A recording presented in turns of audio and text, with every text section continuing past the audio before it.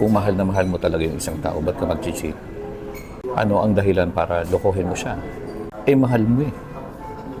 Love is built on trust, respect, and commitment. And cheating in any form destroys that foundation. Maliit o malaki, simple o bongga, macro-cheating o micro-cheating, cheating yan.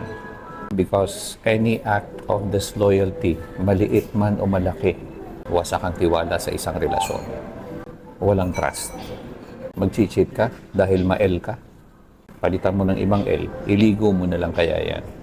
Well, if you're not happy or fulfilled, maging honest ka.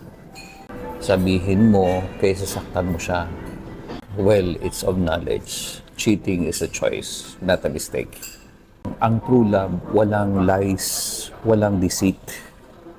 Ang meron, honesty, respect, and dedication. Well, kung mahal mo talaga yung isang tao, hindi ka magpapadala sa isang tentasyon. Respect the relationship.